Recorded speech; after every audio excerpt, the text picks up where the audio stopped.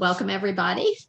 We're delighted to welcome back as our guest speaker today, Kim Garrish, who is the Executive Director of Michelle's Place in Temecula. She's spoken with us before, and many of us are familiar with Michelle's Place, which is celebrating its 20th year of serving our community as a breast cancer resource center, and more recently as a resource center for all cancers. Kim joined Michelle's Place as its first employee and executive director in 2004. Her passion for helping others and her interpersonal and organizational skills have helped to grow Michelle's Place to an organization that provides over 10,000 free services a year to almost 2,000 individuals annually. I'm sorry. Is somebody unmuted? Okay. About 2 years ago, Kim spoke to us about the exciting steps that Michelle's Place was taking to expand its mission, services, and facilities to provide support to anyone with any type of cancer, so that no one should have to face cancer alone. Today, she's going to update us on all that they have accomplished in just 2 short years, their plans for the future, and the ways that the community can help. So please join me in welcoming Kim Garrish. Welcome, Kim. Good morning, everyone. So nice to see so many familiar faces. I wish we were in person like everyone else, but here we are. I'm excited to share with you what we've done in Judy, it's funny when people say that, I think, oh my God, it's only been 2 years. Part of me feels like it's been a lifetime, and part of me feels like it was just yesterday. So a lot has gone on here in the last couple of years. First, I'll start with that background that you see is not my office. That's a virtual background. You'll see in a little bit as I show you the virtual tour. My office wall is not decorated. It's just white, so it looks pretty boring. So I had Jennifer in our office comes up with these virtual backgrounds like this and makes it look fancier. So it is not our new office. It's not that fancy. We're still a nonprofit. But as Judy mentioned, we're now a cancer resource center. We're the only cancer resource center serving 3 counties, or as far as I can tell, anywhere. And we're pretty proud of that. The irony of that is that we're building the region's only cancer center that no one can come to. So that's super unfortunate, but I can't wait for the day, which I hope is coming soon, when we can hear voices and people mingling in the halls and gathering and enjoying the space that we've created. There's a lot of silver linings in what has been happening over the last year with the pandemic, and that is that it has made us better at Michelle's Place. It's taught us some things that we probably wouldn't have learned had it not been for the pandemic.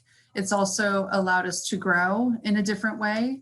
And I think that's true for a lot of people, right? The whole virtual component is really been a blessing for so many that are homebound, who are too ill to come out and go to support groups and attend classes. And so we've had the opportunity to put all of our groups and all of our classes online. So you can attend any one of our support groups, our art class, our journaling, our Stitchers group.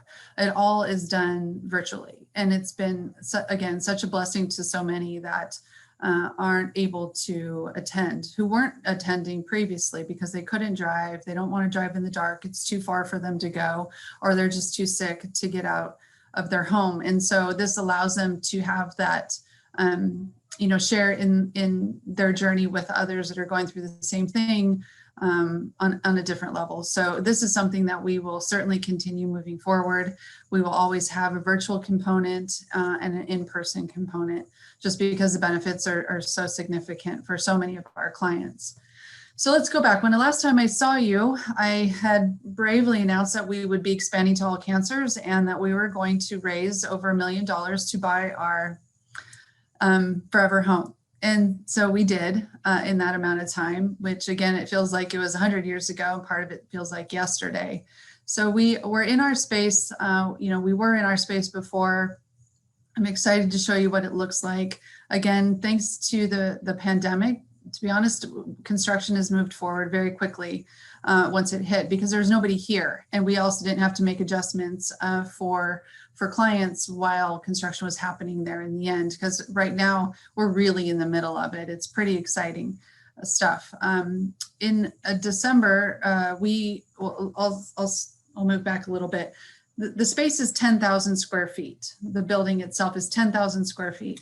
And when we moved in, our contractor put a temporary wall up, and we were operating in about 2,500 square feet, which was fine. We were able to do all our support groups. We provided wigs, prostheses, and all of those support and comfort items. We had educational seminars. We met with clients. All of our navigators were there. It's just that staff were all smushed into one space. We were all lined up against a wall, and we all were very, very close to each other. I could essentially touch my neighbor's desk. There was no privacy. Everyone knew when my dentist appointment was and when my kids were in trouble, because you were right next to each other. So we operated like that for just a little over 2 years. And then on December 14th, we moved into the other side. So we moved into the 8,000 square feet that have been being built. What a Christmas gift for us. One, we needed it for morale. It had been a rough year. And two, we'd been, again, next to each other for over 2 years. We were kind of getting sick of that. And just nice to have our own space that's not full of construction dirt, dust, and noise, and close a door like I am right now, which is a fantastic gift. So we were able to move over here into the 8,000 square feet. We all have our own offices right now. The temporary wall is down, and they're doing construction on the remaining 2,500 square feet, which we call phase 2. And it's going along very quickly. I would love to show you that. I can see it from my window when I look over the computer. I might be able to show you guys in a little bit. So we're excited about that. Once that's complete, which you'll see again in my virtual tour a little bit, the center will be open and fully functioning. There'll be some leftover things. We have to remodel some of the old bathrooms that are in the back there, and the kitchen still needs to be finished. But for the most part, the center will be complete and ready to go. And I anticipate that happening right about when everyone's allowed to gather again. That's my prediction and my hope and dream. Well, I want to talk to you a little bit before we do the virtual tour is what we've been doing since the pandemic, because that's a big question for a lot of people. How have we been serving and what have we been doing? Well, just a year ago in March, when everything did shut down, we did go home. All of us brought our workstations home, and we continued working from there. We shut Michelle's place down. We started just calling all of our clients, reaching out to ensure that we were still here for them. So if they needed to talk, if they needed any resources, we're just a phone call away. We're very fortunate. We have a great tech company, and so all of our phones were transferred. So if you called the main Michelle's Place phone number, you would get immediately one of our patient navigators. And so there was, during office hours, we were available at all times. And what we found is a lot of our clients were struggling, obviously not with just having to stay home, but they're afraid to go out and get food. So food security was a big issue for our cancer patients, especially the ones that were going through treatment and their immune systems are already compromised, right? So they were already scared. A lot of them, their treatments were canceled or postponed because of the closure of all of the medical offices. So they're very scared. It was a very, very scary time for everyone, but especially for some of our the clients that were, a little more at risk, that were in treatment, that weren't feeling good. So what we partnered with the United Way and Habitat for Humanity, which are great partners anyway, and we started providing food. So we got non-perishable food boxes from Habitat for Humanity, and we got some funding from the United Way, the Fallbrook Healthcare District, Stater Brothers Charities, and we were able to go and grocery shopping. Every week we went and bought fresh fruit, vegetables, and meats for some of our clients, and we delivered those. The staff would get together and we would deliver those. So every Wednesday we did food deliveries for 2.5 months for clients that were in need. And it wasn't always the same clients. It was, they were different ones. They probably in total, each family received probably 3 different trips of groceries. Plus we were able to give them grocery gift cards for friends and family who were able to go get them foods. So that was a really big project that we did during COVID. And we were really glad to do it. They were very, very grateful and thankful that we were able to do that. And we very quickly were able, again, to transition all of our support groups to virtual groups. Thank God for things like Zoom, right? Who knew that we would all be so good at this point, right? None of us had even heard about it a year ago, and look at us today, right? It's part of our everyday. It's part of my everyday anyway. So we were really grateful for that, that piece and that ability to do that. Again, we're still utilizing it. I will say most of our clients are ready to come back in person, but we're not quite ready to host them here. But we did that. And then let's see, in June, we opened Michelle's Place back up when we were, able to open up a little bit. We did a major sanitation of the center of the 2,500 square feet that we were in, massive cleaning effort. And then we did by appointment only. So clients could come to us to get wigs and prosthesis and hats and scarves and talk to a patient navigator by appointment only, so that we would minimize the amount of people in the space at any given time. Obviously masks, you have to take your temperature. We recorded everybody coming in and out of the center, and staff had to do it every day. We wear our masks when we are in the center walking around, but if we're sitting at our desk, we don't have to wear it if we're in our office. So in June, we started that protocol, and that has been working really well since then. We've all been back at work since that time. Again, they can come to us for support resources and comfort items, but again, our groups are still virtual. We haven't done any meetings of any kind in the center as of yet. So that's what we've been doing really since June. We hope again to start having the ability to gather. A couple of things that we've added since then, just in the last couple of months, is we do virtual Reiki. So a Reiki practitioner, Christina, is able to do it over the phone. I haven't experienced it, but apparently it works really well for many people. It's not ideal, but again, it's what we have. I hope to bring that back very soon. She hopes to do that at the end of May, I hope. Just individual people. It's not a group setting, it's just a one-on-one. So if you're wearing your mask, it should be okay. And then we also now have an online virtual cooking class, which is really fun. It's using natural and organic foods with very simple recipes. It's the first and third Thursday of every month. So if any of you want to join, you're welcome to attend that. There's only been 2 classes so far, but they've been really well attended, and we're getting rave reviews. So that's a lot of fun. She sends out the shopping list ahead of time.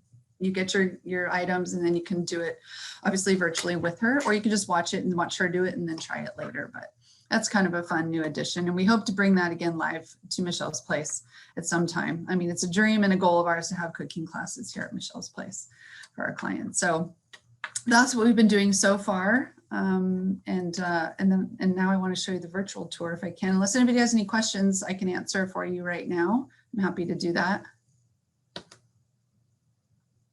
No, good. And you guys are welcome to come to Michelle's Place and take an in-person tour. I'd love to show you around the center. The virtual tour you're going to see today, we recorded right after we had moved into the 8,000 square foot space, because it was still clean at that point. You know how you get projects done in your home is when you're going to have people over, right? You get things done and you clean up your house. That's kind of what happened here with this recording. You're going to see it looks absolutely amazing. And Jennifer in our office is very strict. There she is. Hi, Karen.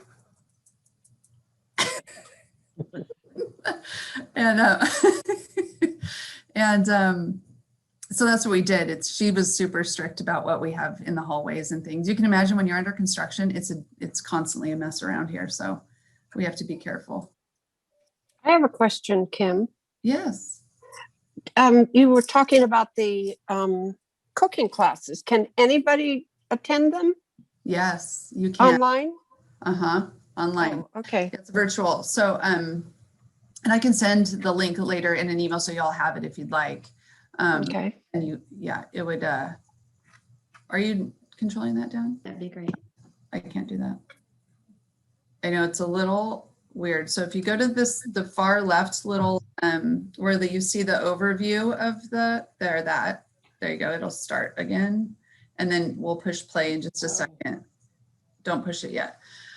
But yes, I'll send the link. Okay. So everyone has that. If you want to attend the cooking classes, that'll be fun.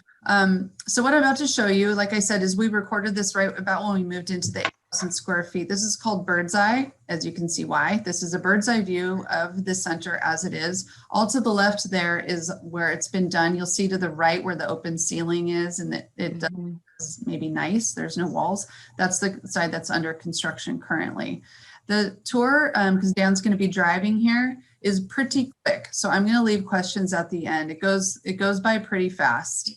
Dan, I'll just tell you that that little button that over there, that's the play. There's also pause. Once you push play, there's a pause if you wouldn't mind pausing a couple of times when I say so. Sure, not a problem. Because it is pretty quick and I'm going to have to talk fast. I can't slow it down. We can only pause it, but we can always go back as well. And for all of you, you can see this yourself and go through it independently. It's on our website right on the front page there. You'll just click it and it goes through very quickly. It's pretty cool because there's also parts inside the center, and I'll have Dan pause to show you where it tells you what room is, what that purpose of that room is, which is very cool as well. So let's take a look at the new Michelle's Place. Ready? Yep. It's going to take us to the door here where the volunteers start. So this is the entrance right now. That's our temporary wall to the left. Where our volunteers sit and welcome all of our clients. We're going to walk here towards the back. It's going to be the money shot when you take a right here. That's the Reiki room that I was telling you about, where we'll have independent Reiki, individual Reiki with Christina. We have 3 other practitioners who do that. Look at that hallway. Pause that, Dan. That's pretty amazing, right? Like, it's 10,000 square feet. Anyway, we're pretty impressed every time we walk down the hall. You can play again, Dan, if you want. This is the encouragement caller room that you just saw. That's a Navigators office. So the Navigators right now are temporary offices. These are their offices for now until the other side's built.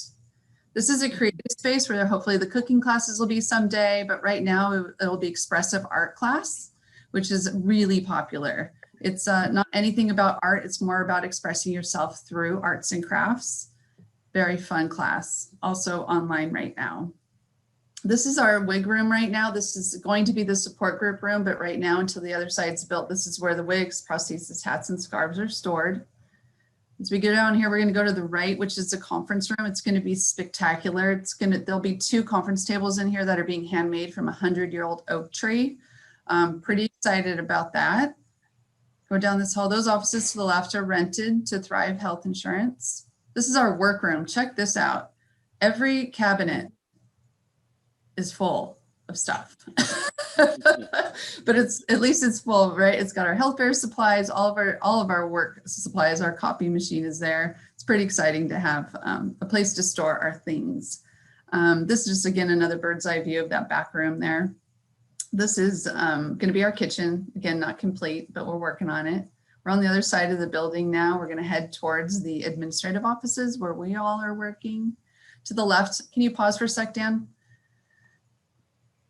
To the left, or to the right now, but we just passed. There'll be a corner there and it'll be Michelle's corner. So we'll have a space dedicated to just her and her, basically who she was and her vision of what Michelle's Place would be. So when you come in, you'll get to have a real idea of who she was, which is cool. We have her old snowboard, her old surfboard, of course, lots of pictures and family photos. So that'll be fun to show.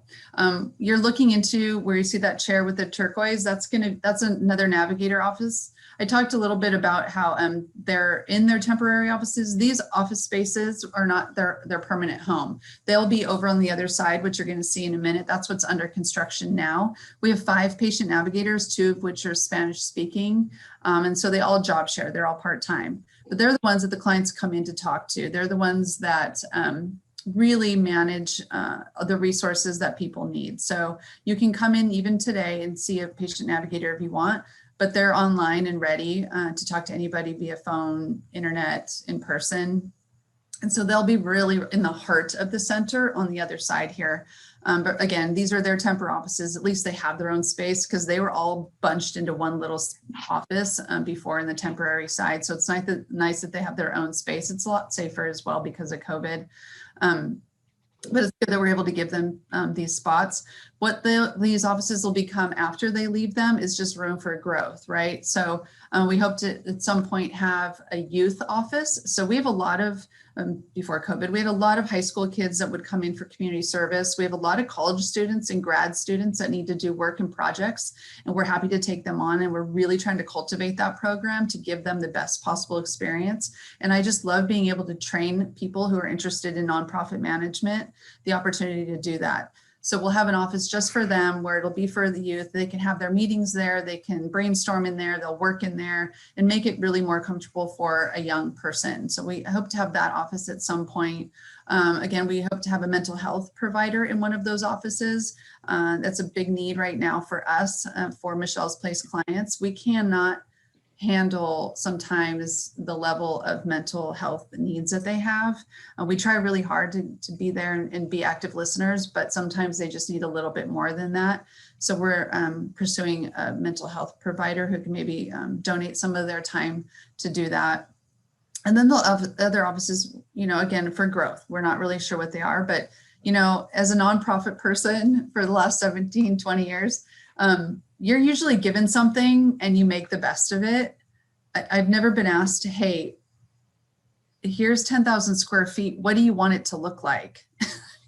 I mean, did I think I was going to have that opportunity? So when we created this space, it was really, I sent it out to the staff and I said, hey, don't think about a budget. Don't think about can it happen or will it happen? Just sky's the limit. What's your dream? What's your wish list? What are the things that clients say that they would want? And we took that, and then we actually had to get some reality, because some people put swimming pools, some of them put, you know, a secret room for staff where there's wine stored. I mean, we had a gamut of things people asked to have in the center. So we do have room for growth. And again, we don't know until we know. And so we're hoping we built a space that's comfortable and loving, in a place where cancer patients want to hang out. But we know there'll be a lot of change too, because we just don't know yet. We haven't had them here. So we're doing our best to make it the best. So that's a Navigator room. Dan, you can push play. And these are some more offices. We have our volunteer coordinator right there. That's Regina's office. We have fundraising and development. Jennifer is on the other side of her. Those little purple dots you see, like I said, you later can click on those. It'll tell you more about each of the people in those offices and what they do and what the office is for. You're going to see my office. This is where I'm sitting right now. There I am. See my big white wall behind me? That's why I have the virtual screen, but isn't it pretty? And then this is Michelle. She's our director of operations. So she's who you see when you first walk in as well. Again, when you first walk in, those same doors will be there. This wall is down now. Here's the construction side. There's a lot been done even since this was taken. So I'd love you to come and check it out. But this is where the Navigators offices will be. Our permanent fitting room will be back by that wall over there. Again, there'll be 5 Navigator offices. There'll be an all-purpose room in the very back there, where we'll have meetings and classes, and we'll go back to having yoga every week, and whatever else we might want to have. But for the most part, that's a look at the Michelle's Place Center today, where we are and what we're doing. And like I said, there's a lot of construction that's already happened. So we're super excited. We hope, everyone says, when's it going to be done? I've avoided that question because it's probably the most asked question I get from people when they come in here. And if for anyone who's done any kind of construction, I wouldn't have told you it would have taken us 2.5 years to get where we are today. So I'm hoping that this new part will be done. Our contractor says April. I'm going to shoot for May. That would be fantastic. But as Judy mentioned earlier, we are celebrating our 20th year of service in November. I would love to be able to have a celebration here in the center, have it complete, and let everyone who's helped and supported and been some part of Michelle's family over these years to come and really see you know, what they've done, what they've helped to create. So that's our goal for us, is to hopefully have a celebration in November on our 20th birthday and celebrate that a little bit. So what do we hope for the future? Again, we'll continue with the same programs and classes that we have now. Looking forward, again, we hope to have in-person cooking classes would be great. More instructional, going back to educational seminars. We used to have educational seminars once a month. We started doing them virtually, but I think people are a little burnt out on the online learning and education. So we put that on hold for a minute. So we're not doing those right now. We hope to bring those back with different physicians on different kinds of cancer and health and wellness and things like that. And then, who knows? Again, Michelle's Place has always provided resources based on the needs of our clients. And so when someone comes to us and says, I'd really like more information on immunotherapy, we try to find somebody who knows about immunotherapy and do a presentation on that. If a client says, I really would love to have meditation as a class or some other type of resource, we look into it. We try to provide what the needs are at the time. So I can't wait to get back to that and provide those resources. But right now we're doing what we can. And again, we really had no dip in the amount of people we served. We served about the same amount, if not more, just because we were so active on the phone trying to ensure that we were there for them and they knew that we were there for them. So we did a lot of client service during COVID because that's really all we could do. So we're still providing the same amount of services to the same amount of people. It just looks a little bit different than it did the previous years. Mm-hmm. Does anybody have any questions? I have a question. Can you hear me? Yes. You mentioned raking, and that's not something I'm familiar with. Could you explain that a little bit? I'd love to. Thanks for asking that question. So Reiki is a non-touch, non-invasive type of massage. So if you saw the Reiki room, there's a bed. It looks like a massage table. And so you lay on that table on your back, and the Reiki instructor never actually touches you. It's energy transference. So she basically is running her hand over your body, but not actually touching you. She might just touch you, but she doesn't rub you or massage you. It's very relaxing. And in any space that maybe you're having pain, like if there was a surgery site or where you're having treatment or your port, she just works on that area, just moving her hands over you and transferring energy, positive energy. It's really very relaxing. Our clients really love it. It's about an hour long. She can do half-hour sessions. But again, it's super safe. It's completely safe for cancer patients because there is no touch. And so again, really popular. Most people don't know what it is or have not experienced it. And so when we talk about it, they're intrigued. And because it is safe and it's not something they have to get a doctor's note for, they usually want to try it. So we're excited to get back to that. Spell it. Reiki. Thank you. You're welcome. Anybody else? I'm just wondering can you hear me? Yes. Yeah, okay. I'm just wondering about I know you'd been treating patients with various kinds of cancer for some time, but are you getting more of them? And is that making a difference in what you do? And do you do things separately for them or together with the breast cancer patients? Yeah, that's a good question, Judy. Thanks. So when we first opened it to all cancers, of course, we were terrified because we thought we don't really know anything about any other cancer. And it was even more terrifying because the first 6 months of us doing that, we had 46 different types of cancer that came to us. Oh. Yeah, I mean, you can't imagine how many different kinds of blood cancers there are. I mean, it's stunning.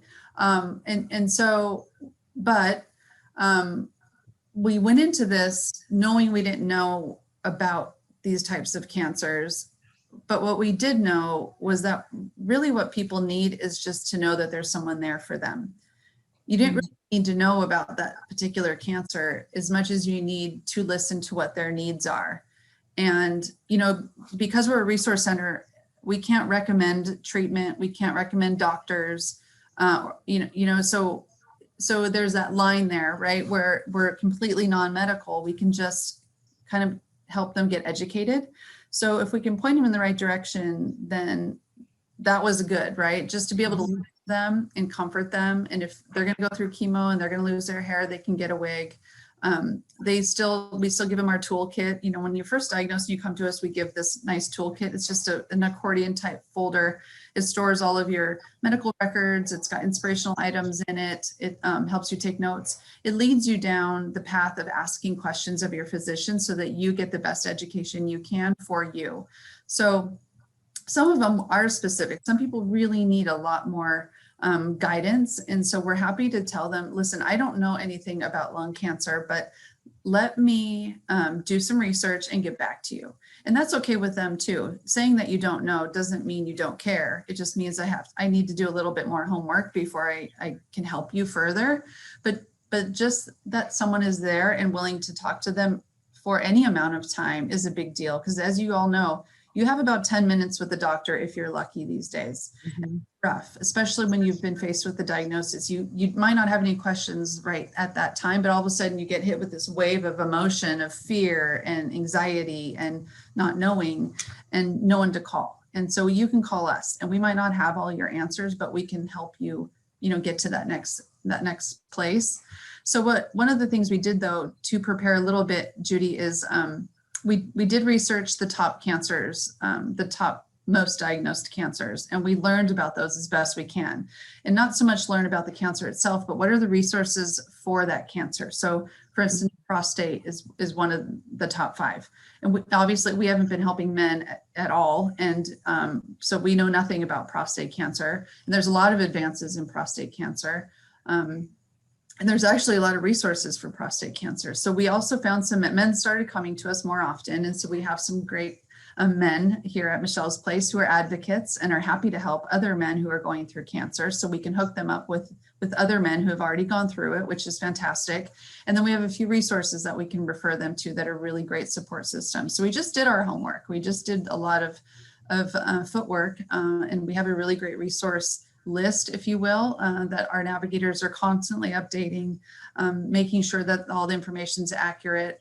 And then so when we do refer somebody to a resource, we know that it's the best that there is out there. So that's really what we've done. And again, we're still learning. I mean, I've been doing this for 17 years. And even when a breast cancer patient comes in, they still tell me a story or still have a question or still, I'm still surprised by some of the things that we hear or that are new out there or different. So I don't think we can ever be fully prepared for everyone that comes through those doors, but I do know that we will 100% be there for them. And that's really the number one resource we provide here. Yeah, that's really impressive. Yeah, because everybody's doing a lot of work for people, and just that has to be meaningful for them. Right. Yeah. One of my personal friends was able to benefit from your Thanksgiving or Christmas, I forget which one it was, drive-through baskets, so to speak. Yeah. She lives here in the colony, and she's a cancer, hopefully, survivor. And she's still only a year out. But she was like thrilled with the fact, because rather than having to go shopping, et cetera, in the crowds, and her immune system is still is minimal right now. She was really pleased to have that assistance with that. And also as an add-on to that, and nothing to do with that, but to do with you, Kim, I am just so proud of you. I feel like a proud auntie, and to watch you and how you've taken Michelle's Place to a new level. And I'm a big fan of yours and Michelle's Place. Thank you very much. Thank you, Rita. For doing what you do. I love .orgs, and I think because my daughter's involved in a .org, and so I think there's a wonderful place for that. And thank you again for what you do.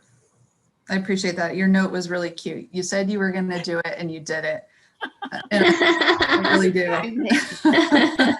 Because even though I said it, I wasn't 100% sure about it, but I mean, that's a huge step. Think of that, what you did. Yeah. That's 10 square feet. Wow. You can't even fill it up right now. So there you go. It seriously is. I mean, it's obviously for me, the greatest thing I've ever accomplished. It's the thing I'm most proud of. A legacy. Yes. Yeah, I am. I for sure am. But part of me, again, it's just like when we finally got to that point, it was weird. It was this out of body experience where I wasn't even excited once I got it done. Right. It was just like, thank God that's over. Not over. Let me tell I you. mean, I couldn't even celebrate or be excited about it because then it was like, oh my gosh, I've almost ignored the because we had a whole operating budget we have to fundraise for as well to keep the doors open. And I felt like I had neglected that component. And so I just stopped that part. Okay, we got the building, signed the papers. Now I got to go out and try to get money just to, keep us here. The doors open. But that's a nonprofit way, right? I've recovered now, and so we're back on track. But then we got a pandemic. I'm thankful we did not have a pandemic during a time when I had to raise $200,000 because I don't know that we could have done that. But again, we hit a deficit there. But I think the campaign and all the work and the amazing support from the community was very heartwarming. It was. Again, it's an experience I don't ever want to do again, but it was one that I'm very proud of. And I got so much love on so many different levels from so many different people. It was really an amazing experience. And so when the pandemic hit, I wasn't as concerned, I guess, if you will. Everybody was just, running for the hills and so worried about how are we going to keep going? Because we can't have fundraisers. I mean, we faced $100,000 deficit last year because we couldn't have our events.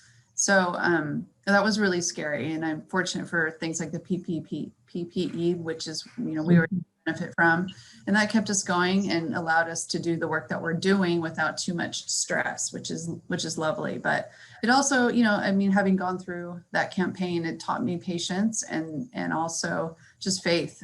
Faith in our community, and that this is something everyone wants, and they're not going to let it fail. And I just need to communicate that. So we're doing okay. We're still at a deficit, but hopefully we can have a year. How do we make a donation? You can go to michellesplace.org. There's a nice big purple donate button up on the right-hand side, and it'll take you to our donate page. Okay. Do you think we'll ever have another fundraiser at South Coast Winery? Yeah, I sure hope so. I really, they're a huge partner of ours, and they tried real hard to help us during the pandemic too. And so they're itching to do it just as much as anybody else. Let me tell you, all those places want to have events. So I hope Absolutely. so. Absolutely. Yeah, I hope so. We're able to have golf tournaments. That's all we've been able to do. We're having our first ever St. Patrick's Day golf tournament tomorrow at the golf club at Rancho, California, because golf is really the only thing you can do because you're outside and who wants to do it. So it's working for us. But I'll do it. That's what it takes. What was impressive to me too during your campaign is that a lot of people in the community, it seems, volunteered their skills. Yeah. And people who were in the construction trades. Yes, absolutely. That's Oh, just this is wonderful. Yeah, our general contractor, Bruce Nimmo, if anyone knows who that is, he has been with Michelle's Place for many years as a donor, supporter. He's on many of my committees. And then we decide to buy this building that needs to be built out. So, that's his gig, right? And so when we said that, and I said to Bruce, hey, can we do this? He's like, absolutely, we can do this. He's donated, I can't tell you how many hours he has donated to build this place. And he's phenomenal and made connections with his contractors to do work. This place is truly built with the blood, sweat, tears, and love of so many people. I mentioned the conference room.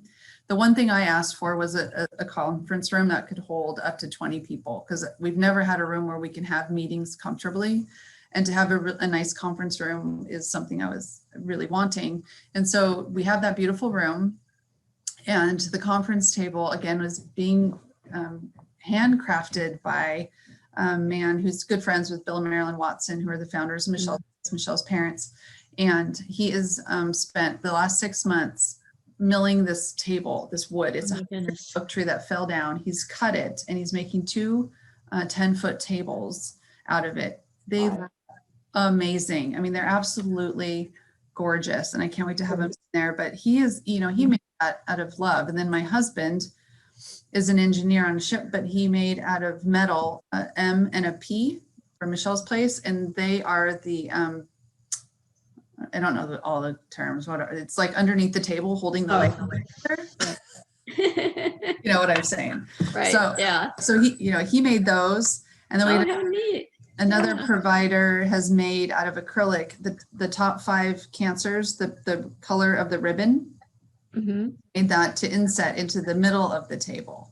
So that's in that room. And I mean, just there's one thing after another. I can't tell you the people that have participated, like you said, Judy, the amount of contractors that have donated. I mean, all the lighting was donated by a company out of San Diego. The woman is an electrical engineer. She designed all the electrical stuff that's in here that has to be sent to the city.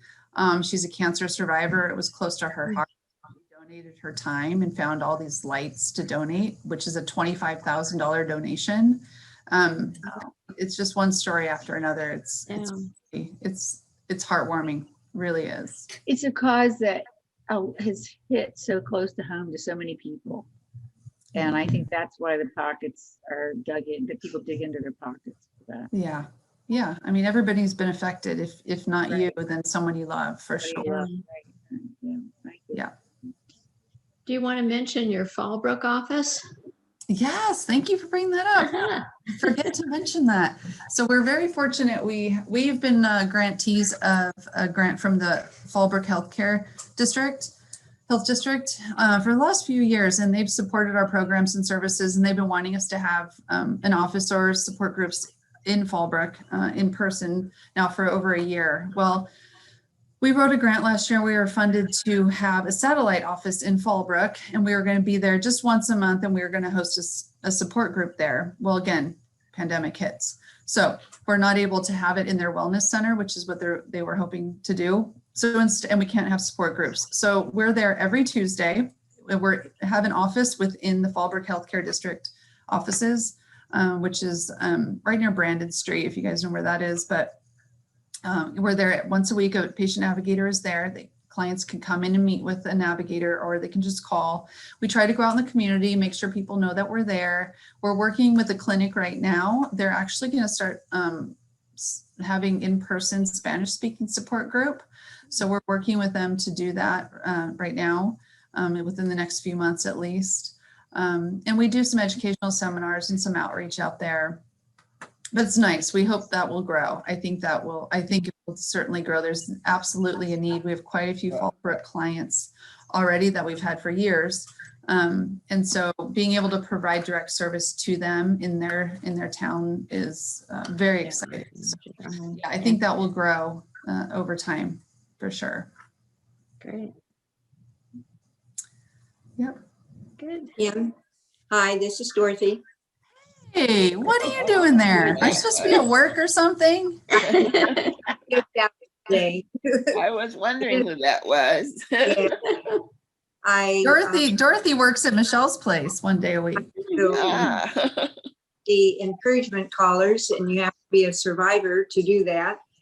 Met with Kim a year ago last December, and she took me on a tour, no doors. I don't even think there were walls. I can't remember. No. And I just felt in my heart that I really wanted to help more with Michelle's Place. So I said, I want to be a volunteer. And I haven't told my husband that yet. And be thinking of what I could do. And it developed into being an encouragement caller. And I'm there from 9 to 12 on not every Tuesday morning. Tuesdays, I want to watch Zoom for the Friends of the Marietta Library, and that's why I'm here. With so it's exciting. The highlight of not only my day but my week to be at Michelle's Place on those Tuesday mornings that I'm there. I'm only able to dial about 15 to 20 numbers. Of those numbers, I talk to 2 or 3. I leave lots of messages. and just do my part. But I enjoy it so much, Kim. So thank you. You've been my friend for a long, long time. Yeah, I expect that to continue. of course. Very Of good. course. Yeah, it's so fun to have Dorothy's really good at her job too. And although you don't get to reach everyone you call, Dorothy, we often get the feedback that people are just, it's really nice to know that someone cares. We get that a lot. You know, they don't always call back, or if they call back, Dorothy's gone for the day. So they talk to someone else here, but it's so nice.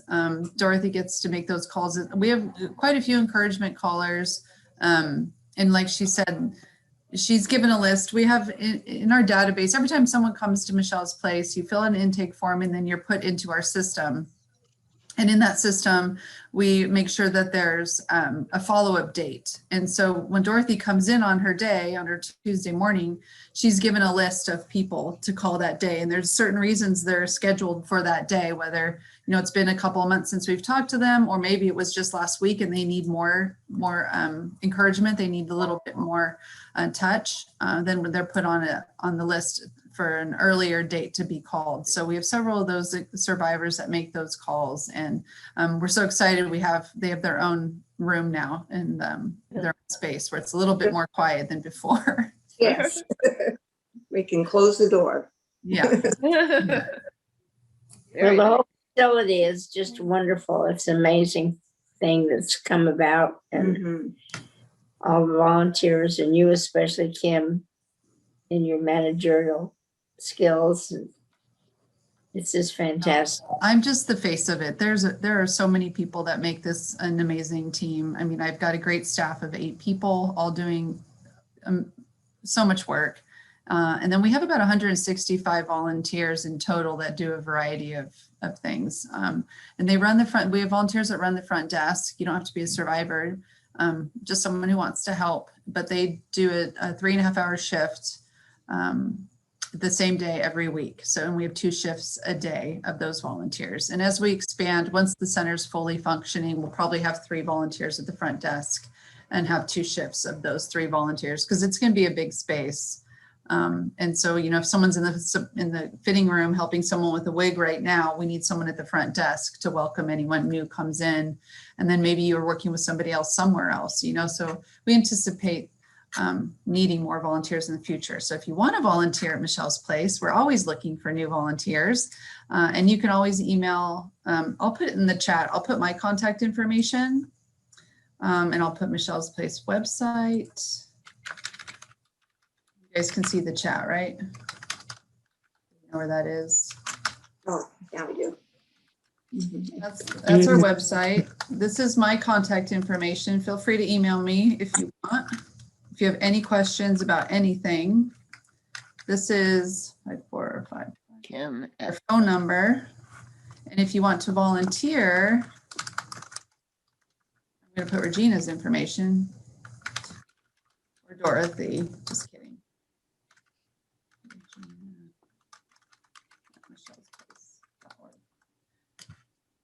You can reach out to her and she'll hook you up with a volunteer opportunity. We have events, we have in-center volunteering, encouragement caller, like Dorothy said. We have quite a few, but again, as the center opens, which again, who knows when that'll be, but sometime this year, we're gonna have a lot more opportunities for volunteering too. So we'd love to have you. Kim, did you mention your Wings of Hope? Oh, no, thank you, Dan, for mentioning that as a Wings of Hope member. So we have one way to donate is our recurring donations. Every month it can be taken out of your checking account or your credit card. And again, at michellesplace.org, you can click the donate button in the top right and it'll take you to that option where it's just recurring. So as little as $10 a month, you can be an angel. We call them angels in our Wings of Hope program. This year, we are trying to encourage people to give $20 a month in honor of our 20th anniversary. So if you're so inclined, that would be amazing. We have 100 angels in our Wings of Hope program right now. We're hoping for 120 again for the 20th anniversary by November. So thank you. If you consider that, that would be a blessing. Thank you. You guys have such good questions. I should take you with me everywhere I speak, hitting all the right things. Did I hear you correct? There's only 100 members in the Wings of Hope? There's only 100 right now. Yeah, that's all. I know it's so easy, right? Yeah, we need to work on that. Yeah, it's a tough one. I mean, people like to donate, but I don't know, for over the years, it really is a personal conversation. Usually if you talk to people about it, they think, $10, you'll never notice that. You don't notice that comes out of your account. It's easy. And it is, but it is a conversation you need to have, because you have to take someone's credit card information, or, they have to go online and do it. And I don't know what it is. I've been doing this a long time, but Wings of Hope is tough. It's a very simple idea and it's difficult to execute. It's a commitment though. And I think that's the thing that, Yeah. whatever. But Yeah. It's a great idea. It's a great idea. And the one thing about this group is when we get on a Zoom meeting, we just kind of talk between ourselves, which is nice. We're friends, and not just friends of the library, but we're friends. Yeah. And so it's a comfortable conversation amongst friends. So yeah, thank you for enlightening us all. Yeah, it is really nice to talk to you guys. I'll tell you again, I do this a lot right now, and some groups are hard. It's like it's like crickets. Like you feel like you're all alone on the Zoom. Nobody says anything or seems to interact. I mean, you guys, there's a lot of familiar faces here, so I feel very comfortable just having this conversation with you guys. So it's not awkward, but there's times where it's new groups and you're just like, okay, I don't think anyone's listening. Especially when you see the blank screens, right? They're down there getting coffee or something. Yeah, exactly. Which I have to admit, I just did. I went down to get my tea a while ago. Oh, I know. I figured out how to do that. Yeah. I think I painted my fingernails too. So sorry. It's the only time I sit still for an hour. I know. I hear you. Well, I stopped in. I'm a member of Rotary, and every Wednesday we do this. We do this Zoom for an hour and a half. And so after our initial meeting's over and the speaker comes on, I do the same thing and I eat my lunch. I'm listening, but I want you to see me eat. Initially, I used to do it because at Rotary, we all eat together, but on Zoom, for some reason, people are bored or something. And I start getting text messages like, is that good sandwich, Kim? Or what do you eat? You have food in your teeth. I'm like, you know what? I'm going to turn my camera off. You guys don't get to see me eat. So there's all kinds of fun stuff happening. Oh, no, that's great. That's okay. All the things we'll talk about later after this is over. Remember those we had to Zoom all of our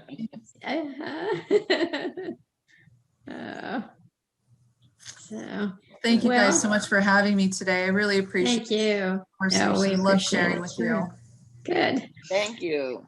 Please say hi to Marilyn and Bill for us. I will, of course. Yes, I see them a lot. They're so bored. They're so used to traveling all the time, and they're being busier than they are right now. So they come by. I see them at least once a week just to come by and hang out. So we see them often, which is good. Which is good. Thank you all for joining us, and thank you, Kim, for certainly updating us on all the wonderful things that you've done. We look forward to more and continued growth. And I thank all of our friends and new friends and new faces that have joined us this morning. And we hope to see you next month. Yes, Judy, did you have something to say? I see your hand up. Oh, no, sorry. I was just leaning on my elbow. Anyone have anything else to add before we get wrap away it with up? anything? Saying goodbye is always hard. I have to say, to leave the meeting is always hard. It's like, okay, everybody, 1, 2, 3, hit the leave button. Bye.